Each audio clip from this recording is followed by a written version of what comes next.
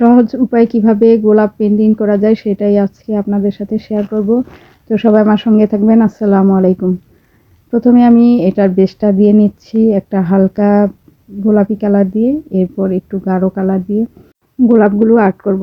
তো গোলাপ তৈরির সবচেয়ে সহজ পদ্ধতির মধ্যে এটাই একেবারেই সহজ, যেটা যে কখনো আর্ট করেনি সেও পারবে। এটা এভাবে আঁকতে হবে যে প্রথম এক পাশ থেকে এদিক দিয়ে, তারপর দ্বিতীয়বার অন্য দিক থেকে, তারপর যে ফাঁকা অংশটা হবে এরপর ওই জায়গাটা দিয়ে এভাবে ঘুরিয়ে ঘুরিয়ে পুরাটা ফাঁকা জায়গাগুলো দিয়ে দিলেই গোলাপটা একসময় তৈরি হয়ে যাবে। তো এভাবে আমি এই 3টা গোলাপ তৈরি করব আর আপনাদের সাথে একটু গল্প করব। আর্টের প্রতি যাদের আকর্ষণ আছে তারা এরকম ভাবে দেখলেই পেরে যাবে। আর্টের সংজ্ঞা কী তা আমি জানি না, তবে আমার মনে হয় একটু ইচ্ছা শক্তিটাই আর্ট।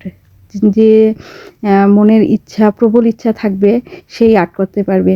এটা কোনো শেখার দরকার আছে অবশ্যই, কিন্তু এতটাও না যে না শিখলে একেবারেই পারবে না। এটা হলো যে মনের ইচ্ছা শক্তি আর বেশি বেশি প্র্যাকটিস করলেই কাজ হয়ে যাবে। প্রতিদিন এটাকে সময় দিতে হবে। কমপক্ষে 30 মিনিট করে সময় দিলে ইনশাল্লাহ হয়ে যাবে। তো আমার মনে হয় আর কি, জানি না আপনাদের মতামত কি। আপনাদের মতামত যদি ভিন্ন হয় অবশ্যই কমেন্টে জানাবেন। আমি নিজের কোনো প্রাতিষ্ঠানিক শিক্ষা নেই, কিন্তু প্রতিদিন একটু একটু করে চেষ্টা করছি। আর আমার মনে হচ্ছে যে এরকমভাবে আমি কন্টিনিউ করে গেলে অবশ্যই একদিন মানে আমি পারবো করতে, সফল হব। তো সেই প্রত্যাশায় আমি প্রত্যেকদিন একটু একটু করে চেষ্টা করে যাচ্ছি। আর আমার কোথাও ভুল হলো, যারা অনেক অভিজ্ঞ যদি তাদের সামনে আমার ভিডিওটা পড়ে, তারা আমার কোথায় ভুলটা হয়েছে সেটা ধরিয়ে দিবেন। আর কি করলে ভালো হতো সেটা অবশ্যই আমাকে একটু জানাবেন। এটা আমার অনুরোধ রইল, যেহেতু আমি মানে ওরকমভাবে পারি না, এমনি চেষ্টা করে যাচ্ছি, সেজন্য বলছি।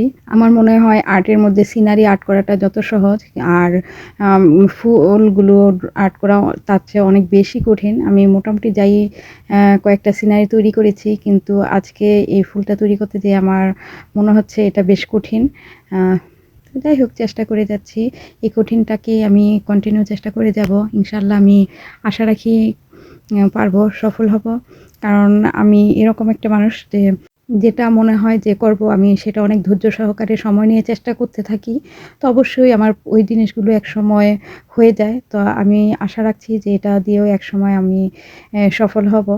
তো আজকে কি আর্ট করেছি আমি বুঝতে পারছি না। আপনারা একটু কমেন্টে জানাবেন, যদি ভালো হয় সেটাও জানাবেন, যদি খারাপ হয় সেটাও জানাবেন। তো আজ এই পর্যন্তই। সবাই ভালো থাকবেন, সবার জন্য শুভকামনা রইল। আল্লাহ হাফেজ। আমরা বয়সের সাথে সাথে সময়ের পরিবর্তনের নানান ব্যস্ততায় নিজেকে একসময় হারিয়ে ফেলি। নিজের যে পছন্দের জিনিসগুলো সেগুলো থেকে আমরা একেবারেই দূরে সরে যাই। যে কাজগুলো এত পছন্দের ছিল বা স্বপ্নে ছিল, এগুলোকে লালন করতাম, সেইগুলো একেবারেই ভুলতে বসেছি। যাই হোক, অনেক দিন পর আবার ভাবলাম যে এটাকে ডেভেলপ করা যাক।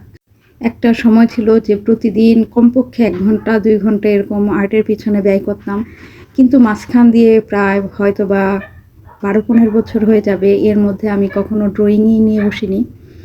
কেন যেন আবার নিজেকে সময় দিতে ইচ্ছে করছে। ভাবলাম যে আমি আমার ড্রয়িংটা আবার রিপেয়ার করি, যেগুলো আমার মন থেকে হারিয়ে গেছে বা আমি অনেক পিছনে পড়ে গেছি। তো দেখি চেষ্টা করা যাক। এখন থেকে ভাবছি যে নিয়মিত প্রতিদিন কমপক্ষে নিজেকে 30 মিনিট সময় দেবো এই ড্রয়িংটার পিছনে। আর অবশ্যই আশা করব যে আমার ড্রয়িংগুলো কেমন হয় আপনারা আমাকে একটু কমেন্টে জানাবেন। ভালো বা মন্দ যাই হোক, বা কোনো সাজেশনমূলক হলেও আমি অনেক খুশি হব।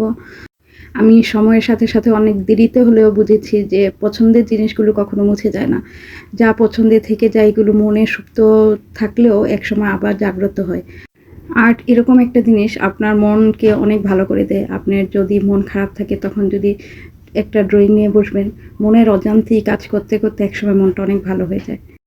তবে আরেকটা জিনিস বলে রাখি, আমার কিন্তু আর্টের ব্যাপারে কোনো প্রাতিষ্ঠানিক শিক্ষা নেই। আমি নিজের মন থেকেই আর্ট করি। আপনারা বলতে পারেন যে এই আর কি আর্ট, এটা নিয়ে এত গল্প করছে, কিন্তু আমি নিজে নিজে আর্ট করি আর এটা আমার খুব পছন্দের বিধায় আমি এটা নিয়ে একটু গল্প করছি। আপনারা আমাকে ক্ষমা সুন্দর দৃষ্টিতে দেখবেন। আমি চেষ্টা করব যে এটা ডেভেলপ করার, বা চেষ্টা করছি। তো এই আর কি। যাই হোক, শুধু ফুলটা আর্ট করেছিলাম, দেখতে একেবারেই ফাঁকা ফাঁকা লাগছিল, তাই আবার একটু পেন্সিল দিয়ে কয়েকটা পাতা ও ডাল আর্ট করে নিলাম। এখন ডাল ও পাতা আর্ট করে দেখি আবারও নিচের দিকটা একেবারে ফাঁকা ফাঁকা লাগছে। তো ভাবলাম হাতে যখন ব্রাশ আর রং আছে তো দিতে থাকি, দেখি শেষ পর্যন্ত কি হয়। তো এটা ভেবেই আমি আবার সাইড দিয়ে আরও পাতা ও কিছু ডাল আর্ট করে নিচ্ছি। ডাল বলতে এটা হচ্ছে পাতার নিচের সাইডটায় যে ডগাটা থাকে সেটা। আবার বলবেন না যে ফুলের মধ্যে তো একটা ডাল, তো আবার ডাল আর্ট করলো কীভাবে। ভাবলাম যে পাতাগুলো আরেকটা শেড দিয়ে নিই, তো অন্য আরেকটা সবুজের শেড নিয়ে পাতাগুলোতে আরেকবার দিয়ে নিচ্ছি রং। তো এটা দেওয়া হয়ে যাওয়ার পর এখন এটার মধ্যে হালকা যে ব্রাউন কালার সেই কালারটা দিয়ে ডগাগুলো করে নিলাম। তো ফাইনালি আমার এটা লুক এরকম এসেছে। আপনারা কমেন্টে জানাবেন কেমন হলো। ভালো লাগলে লাইক, কমেন্ট, শেয়ার ও ফলো দিবেন। সবার জন্য শুভকামনা রইল। আল্লাহ হাফেজ।